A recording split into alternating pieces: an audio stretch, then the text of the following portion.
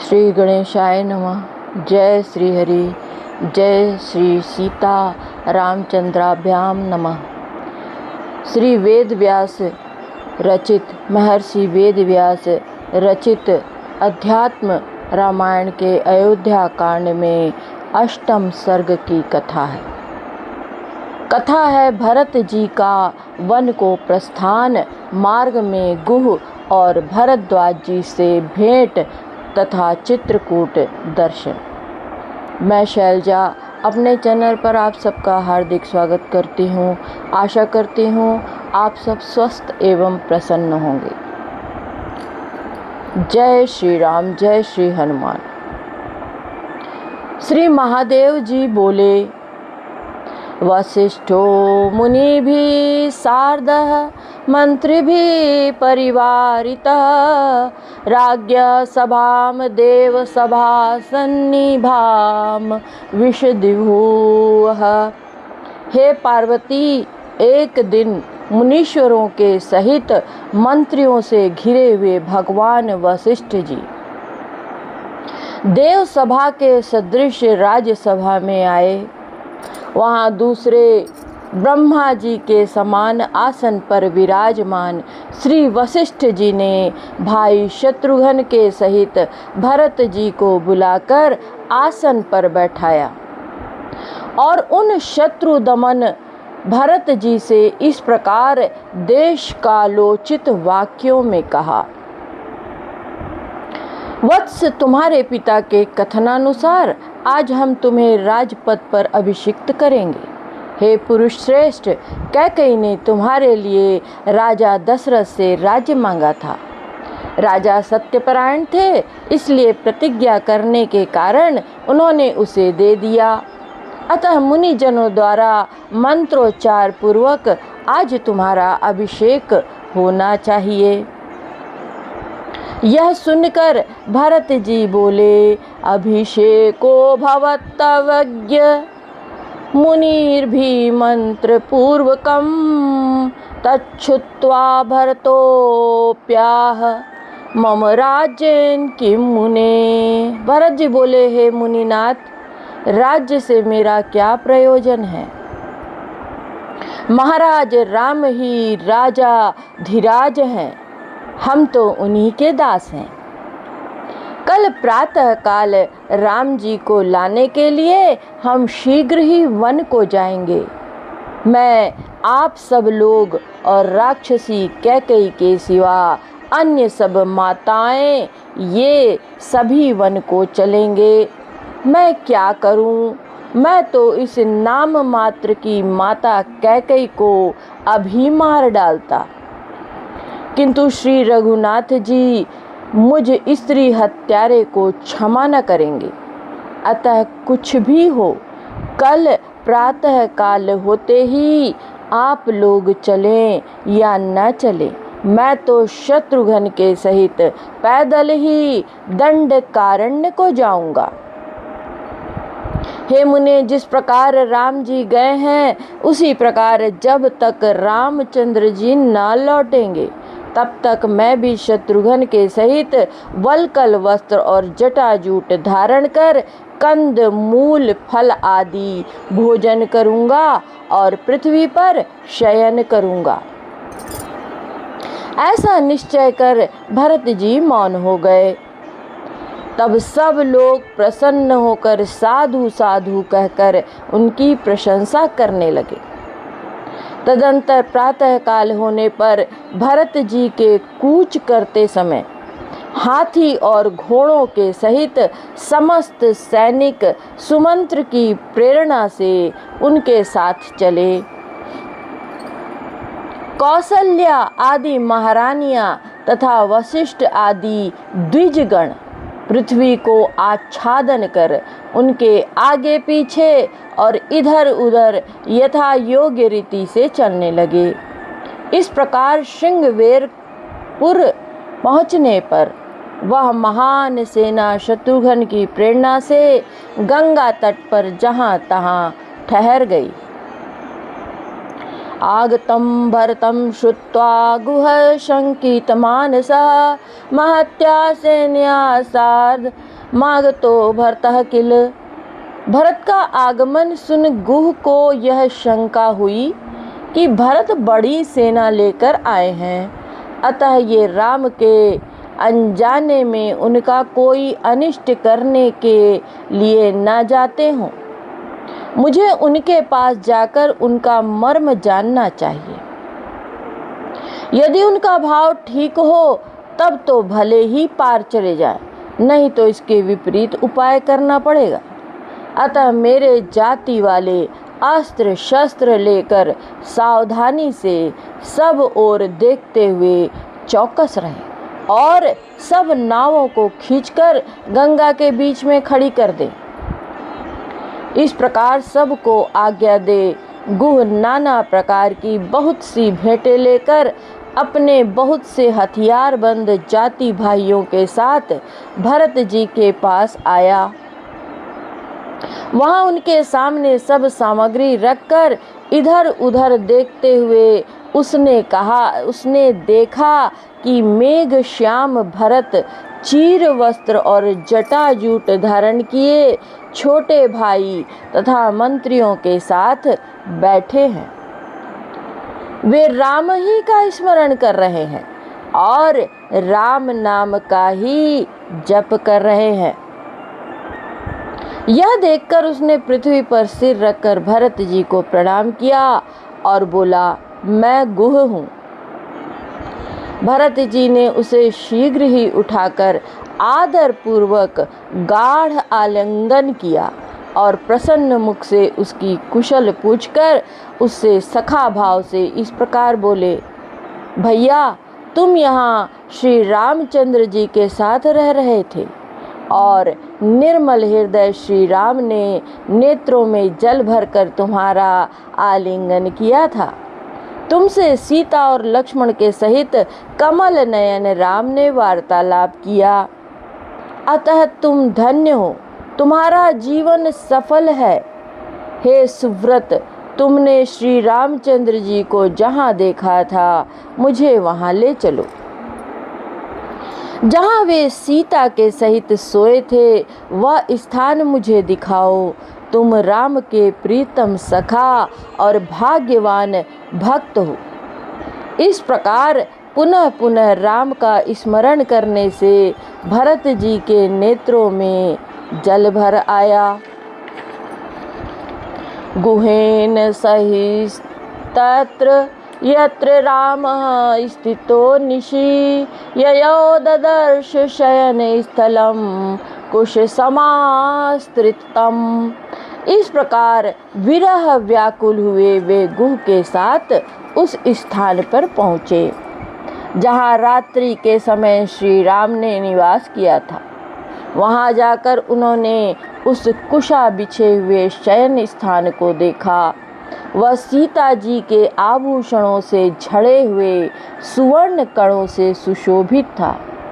उसे देखकर भरत जी का हृदय दुख से भर गया और वे इस प्रकार विलाप करने लगे, अहो जो अति सुकुमारी जनक दुलारी सीता राजमहल में कोमल बिछौने से युक्त अति सुंदर रत्न पर्यंक पर श्री रघुनाथ जी के साथ शयन करती थी, वे ही मेरे दोष से श्री रामचंद्र जी के साथ इन कुशाओं की साथरी पर किस प्रकार क्लेश पूर्वक सोती होंगी। मुझे धिक्कार है जो मैं मूर्तिमान पाप पुंज के समान कैकेयी के गर्भ से उत्पन्न हुआ हूँ। हाय, मेरे लिए परमात्मा राम को यह क्लेश उठाना पड़ा।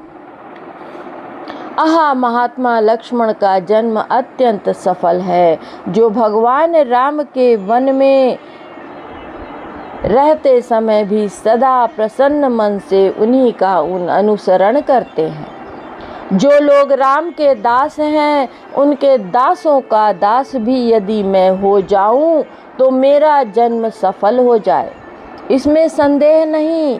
भाई, यदि तुम्हें मालूम हो तो मुझे यह सब बताओ कि राम कहाँ हैं। वे जहाँ कहीं भी होंगे मैं उन्हें तुरंत लाने के लिए वहाँ जाऊँगा। गुह ने उनका चित्त शुद्ध देखकर स्नेहपूर्वक कहा, स्वामिन, आपकी कमल नयन राम, सीता और लक्ष्मण में ऐसी विशुद्ध भक्ति है, अतः आप ही धन्य हैं। छोटे भाई लक्ष्मण के सहित श्री रामचंद्र चित्रकूट पर्वत के पास मंदाकिनी नदी के समीप मुनियों के आश्रम में रहते हैं। वहाँ जानकी के सहित भगवान राम आनंद और सुखपूर्वक विराजमान हैं। चलिए शीघ्र ही हम लोग वहाँ चलें। पहले आप लोग यहाँ गंगा जी पार कर लें।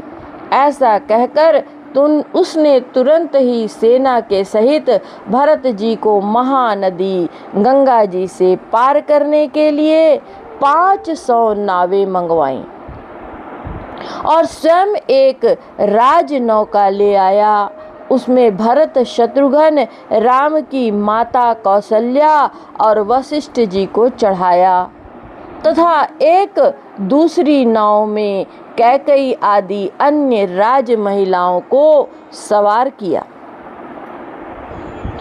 इस प्रकार शीघ्र ही गंगा जी को पार कर वे भरद्वाज मुनि के आश्रम की ओर चले। वहां अपनी महान सेना को आश्रम से दूर छोड़ भाई शत्रुघ्न के सहित भरत जी आश्रम पर गए और प्रज्वलित अग्नि के समान तेजस्वी मुनिवर भरद्वाज को आश्रम में बैठे देख उन्हें अति भक्ति पूर्वक साष्टांग प्रणाम किया। मुनीश्वर को जब मालूम हुआ कि वे दशरथ नंदन भरत हैं, तब उन्होंने प्रीति पूर्वक उनकी पूजा की और उन्हें जटा वल्कल आदि धारण किए देख कुशल प्रश्न के अनंतर पूछा, भाई भरत, राज्य शासन करते हुए तुमने आज यह वल्कल आदि कैसे धारण कर लिए और इस मुनि जन सेवित तपोवन में तुम किस लिए आए हो? भरद्वाज के ये वचन सुनकर भरत के नेत्रों में जल भर आया। उन्होंने नेत्रों में जल भर कर कहा, भगवान, आप सब जानते हैं क्योंकि आप सर्वांतर्यामी हैं। फिर भी आप जो कुछ पूछ रहे हैं वह मेरे ऊपर आपकी कृपा ही है। कैकेयी ने श्री रामचंद्र जी के राज्याभिषेक में विघ्न उपस्थित करने वाला और वनवास आदि विषयक जो कुछ कार्य किया है, मुनि श्रेष्ठ, हे मुनि श्रेष्ठ, आपके चरणों का साक्षी करके कहता हूँ, मुझे इसके विषय में कुछ भी पता नहीं था। ऐसा कह उन्होंने अति आर्त चित्त हो मुनि के चरण युगल पकड़कर कहा, भगवान, आप स्वयं जान सकते हैं कि मैं दोषी हूँ या निर्दोष हूँ। हे स्वामिन, महाराज राम के रहते हुए मुझे राज्य से क्या प्रयोजन है? हे मुनि श्रेष्ठ, मैं तो सदा से श्री रामचंद्र जी का दास हूँ। अतः हे मुनिनाथ, मैं श्री रामचंद्र जी के पास जाकर उनके चरण कमलों में पड़कर यह सारी राजपाट की सामग्री उन्हें यहीं सौंप दूंगा तथा वशिष्ठ आदि पुरजन और जनपद वासियों के साथ मिलकर उनका राज्याभिषेक कर अयोध्या ले जाऊंगा और अति तुच्छ दास के समान उन लक्ष्मीपति की सेवा करूंगा। मुनीश्वर ने भरत के ये उद्गार सुनकर उन्हें हृदय से लगा लिया और विस्मय पूर्वक सिर सूंघ कर उनकी प्रशंसा करने लगे। वे बोले, बेटा, अपने ज्ञान चक्षुओं से मैंने पहले ही ये होने वाली बातें जान ली थी। तुम शोक न करो। तुम तो लक्ष्मण की अपेक्षा भी राम के परम भक्त हो। आतिथ्यं कर्तुमिच्छामि ससैन्यस्य तवा नघ अद्य भुक्त्वा ससैन्यस्य त्वं शोगन्ता राम सन्निधिं। हे अनग, मैं सेना के सहित तुम्हारा आतिथ्य सत्कार करना चाहता हूँ। आज सेना सहित तुम यहीं भोजन करो, कल राम के पास जाना। भरत जी ने कहा, आपकी जैसी आज्ञा होगी वही होगा। तब मुनिवर भरद्वाज आचमन कर मौन होकर यज्ञशाला में बैठे। वहां बैठकर उन कामप्रद मुनीश्वर ने समस्त कामनाओं को पूर्ण करने वाली कामधेनु का स्मरण किया। तब उस कामधेनु ने इच्छानुसार संपूर्ण अलौकिक भोग प्रस्तुत किए। उसने सेना के सहित भरत जी के संपूर्ण मनोरथों को इस प्रकार पूर्ण किया जिससे वे समस्त सैनिक संतुष्ट हो गए। और फिर उन योगी राज से शास्त्रानुकूल प्रथम वशिष्ठ जी की पूजा की और तदंतर सेना के सहित भरत जी को तृप्त किया। इस प्रकार उस स्वर्ग सदृश आश्रम में एक दिन रहकर प्रातःकाल मुनिवर को प्रणाम कर उनकी आज्ञा ले भाई के सहित भरत जी श्री रामचंद्र जी के पास चले। चित्रकूट के निकट पहुंचने पर उन्होंने सैनिकों को दूर खड़ा कर दिया और स्वयं राम दर्शन की लालसा से आगे बढ़े। परंतप भरत जी शत्रुघ्न, सुमंत्र और गुह के साथ समस्त तपस्वियों के आश्रम में खोजते खोजते फिर आए, किंतु उन्हें श्री रामचंद्र जी की कुटी कहीं नहीं मिली। तब उन्होंने ऋषि मंडली से पूछा, सीता और लक्ष्मण के सहित रघुनाथ जी, श्री रघुनाथ जी कहाँ रहते हैं? उन्होंने कहा, सामने वाले पर्वत के उस ओर श्री मंदाकिनी के उत्तरी तट पर वनावली से सुशोभित राम की परम रमणीक एकांत कुटी है। वह फलयुक्त आम्र वृक्ष, पनस और कदली खंड केले की क्यारियों से घिरी हुई है तथा उसके चारों ओर बहुत से चंपक, कचनार और नागकेशर के वृक्ष सुशोभित है। मुनियों के इस प्रकार बतलाने पर भरत जी प्रसन्नता पूर्वक मंत्रियों को साथ लेकर सबसे आगे श्री रघुनाथ जी के निवास स्थान को चले। आगे बढ़ने पर भाइयों के सहित भरत ने दूर ही से श्री राम का मुनिजन सेवित अति सुंदर और भासमान सुंदर भवन देखा, जिसमें वृक्ष की शाखा पर वल्कल वस्त्र और मृग चर्म टंगे हुए थे और श्री रामचंद्र जी के वास करने के कारण जो परम रमणीक था। जय सिया राम।